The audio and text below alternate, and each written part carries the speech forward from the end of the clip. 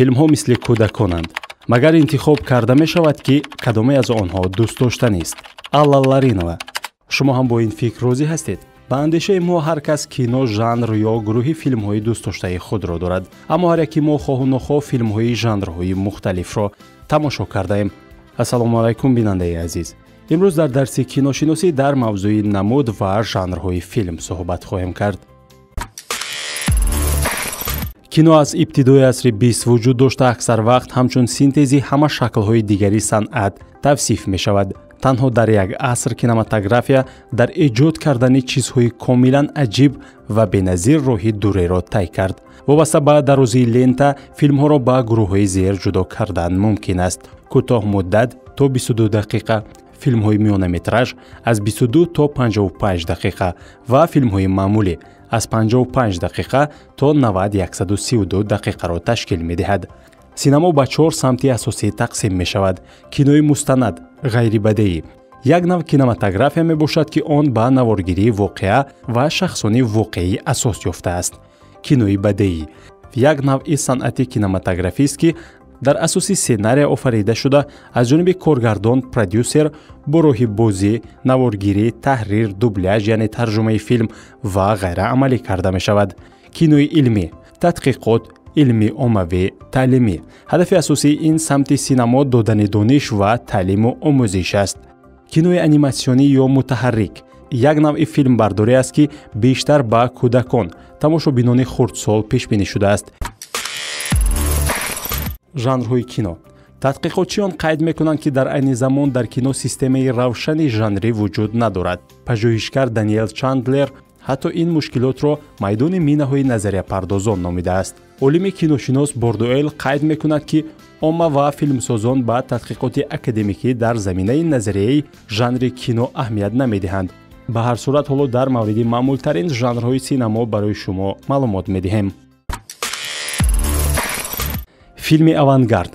филмҳо дар ин жанр бештар барои ибрози вуҷуди коргардонҳо тархрезӣ мешаванд, на ба хотири дидани тамошобин. зимнан ин гуна филмҳо истифодаи ҳама гуна усулҳои ғайристандартӣ ва таҷрибавиро дар назар дорад ва барои иҷрои тиҷоратӣ пешбинӣ нашудаанд. мафҳуми авангардро баъзан ҳамчун муродифи кинематографияи таҷрибавӣ истифода мебаранд. бо вуҷуди ин гуна филмҳо дар фестивалҳои гуногун намоиш дода мешавад. онро дар мо баъзан филмҳои фестивалӣ низ мегӯянд. филми муаллифӣ номи хосе барои як намуди синамо бархилофи филмҳои сохташудаи корпоратсияҳо, студияҳои бузург, бахусус ба монанди истеҳсоли Голливуд. дар ин гуна филмҳо шахсият ва сабку услуби фардии коргардон нақши калидӣ дорад. артхаус. артхаус яке аз тозагиҳои самти жанрӣ буда иддао дорад ки навоварӣ дар синамо аст. ин метавонад истифодаи фаровони абзорҳои нави техникӣ ва хати сюжети ғайриоддӣ бошад. филмҳои артхаус ба мисли филмҳои авангард барои интишори оммавӣ ва тамошобинони оммавӣ пешбинӣ нашудаанд, балки барои тамошобинони хосу хушзавқ эҷод мешаванд. блокбастер чандон жанр ҳам нест, балки бештар як истеҳсоли хеле маъмулии имрӯза аст. дар англисӣ блокбастер бомбаи калибраи калон маъно дорад. ин ном ба филмҳое дода мешавад ки буҷаи хеле калон, одатан беш аз $100 миллион доранд.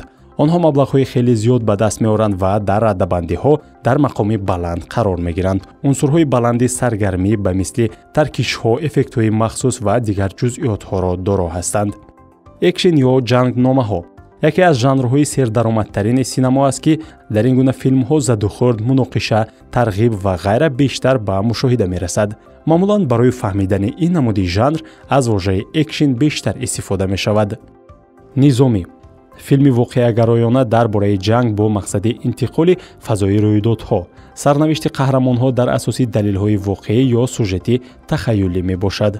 детектив асоси сюжет дар ин ҷо ба мисли жанри марбути адабӣ баррасии ҷиноят аст. унсурҳои детектив аксар вақт дар филмҳои жанрҳои дигар, масалан триллер ё ҳаяҷонангез истифода мешавад. филми ҳуҷҷатӣ филм дар асоси рӯйдодҳои воқеӣ, одамон, падидаҳои фарҳангӣ, далелҳо ва фарзияҳои илмӣ ба навор гирифта мешавад. чунин филмҳо метавонад тарбиявӣ, тадқиқотӣ, таблиғотӣ, публисистӣ ва ғайра бошанд. драма чунон ки маълум аст дар театри классикӣ аз замони юнони қадим се жанр комедия, трагедия ва драма мавҷуд аст. хусусияти драматургия дар он аст ки диққати асосӣ ба вазъиятҳои ҳаётӣ, муносибатҳои байни персонажҳо, таҷрибаи ботинии психологии онҳо дода мешавад. дар баробари ин жанри драма шумораи зиёди зержанрҳо дорад. ба зержанрҳои драмавӣ масалан мелодрама ва триллер дохил мешавад. таърихӣ. маълум аст ки мақсади асосии ин филм бозсозии баъзе воқеаҳои таърихӣ мебошад. доираи равишҳо дар жанри филмҳои таърихӣ хеле васеъ аст. аз филмҳое ки ба филмҳои ҳуҷҷатӣ монанданд то филмҳое ки шабеҳи экшн ҳастанд, вале инҷо рӯйдодҳои таърихӣ фақат як пасманзар ва ҳамроҳӣ ҳастанд. масҳака як жанри филм ки ҳолатҳои хандаовар, масхараомез ва персонажҳоро ба тасвир мекашад. жанри хеле маъмул ки на танҳо яке аз аввалинҳо рушд кардааст, балки то имрӯз ҳамчунон хеле маҳбуб аст. дар баробари ин дар филмҳои жанрҳои дигар низ унсурҳои масҳака аксар ҷой доранд. филми кӯтоҳмуддат. филме ки давомнокиаш аз 40-50 дақиқа ба ҳисоби миёна 10-20 дақиқа зиёд нест, вале сюжети аслан ҳеҷ гуна маҳдудият надорад. дар ин муддати кӯтоҳ ба коргардон муяссар мешавад ки маънои амиқро нишон диҳад ва тамошобинро ба худ ҷалб намояд. ҷиноятӣ як жанри филмҳо дар бораи ҷинояткорон ва ҷиноятҳо ки бар асоси қаллобиҳо, ҳисоби китоби дастаҳои ҷиноӣ, ғоратҳои боҷасорат, таъқибҳои тезу тунд ва мубориза бо олами ҷиноӣ таҳия шудааст. мелодрама дар ин ҷо таъкид ба таҷрибаҳои ботинии дурахшон, пеш аз ҳама ҳиссӣ ва отифии персонажҳо аст ки ҳолатҳои равшани тазодҳои зеҳнӣ, ишқу нафрат ва ғайраро ба тасвир мекашад. мистика. мистика як жанри маъмули синемо аст ки бо падидаҳои фаротабиӣ ва қувваҳои ғайриоддӣ сару кор дорад ва дар он унсурҳои тамринҳои рӯҳонӣ барои пайвастшавӣ бо ҷаҳони дигар мавҷуданд. филми тасвирӣ. филмҳои аниматсионӣ бештар барои мухотобони кӯдак пешбинӣ шудааст. филми тасвирӣ кашидашуда, пластикӣ, лухта, компютерӣ ва ғайра мешавад. мюзикл. филмҳо бо истифодаи фаровони мусиқӣ, сурудҳо ва рақсҳо ки дар он ба ҷои нақши ёрирасон нақши асосиро мебозанд. сюжети нисбатан сабук ва аксар масҳакавӣ доранд. филмҳои саргузаштӣ. филмҳо бо сюжети ҷолиб, аксар вақт дар воқеияти таърихӣ, ҷуғрофӣ, дур аз муҳити муқаррарӣ сурат мегирад, ки дар он қаҳрамон дар ҳолатҳои гуногуни ғайристандартӣ қарор мегирад ва ба шарофати хислату малакаҳои хеш маҷбур мешавад худро раҳо кунад. филмҳои оилавӣ. филмҳое ки барои гурӯҳҳои сину соли гуногун ва тамошои тамоми оила пешбинӣ шуданд. ба далели он ки ин филмҳо кӯдаконро низ ҳадаф қарор медиҳанд, аксар маврид ори аз хушунат ҳастанд ва матлабе низ надоранд ки барои кӯдакон номуносиб ҳисобида шавад. одатан унсурҳои масҳакаро бо шӯхиҳои оддӣ дар бар мегиранд. триллер ҳаяҷонангез. ҷойгоҳи асосӣ дар триллер эҷоди фазои қавӣ, шиддат ва ҳаяҷон аст. инчунин ба тасвири лаҳзаҳои барҷастаи равоншинохтӣ, таҷрибаи ботинии персонажҳо диққат дода мешавад. филмҳои даҳшатнок. филмҳои даҳшатноки хуб ин филмест ки тамошобинро ба хубӣ тарсонад. дар ӯ тарсу ҳаросҳои ошкор ва пинҳонии зиёдро ба вуҷуд оварад. филми даҳшатнок бархилофи триллерҳо ё филмҳои ҳаяҷонангез барои эҷоди фазо ва сюжети воқеӣ кӯшиш намекунад. дар он мавҷудоти сайёраҳои дигар, вампирҳо ва ё хуношомҳо, мутанҳо ва ғайра намоиш дода мешаванд. фантастика.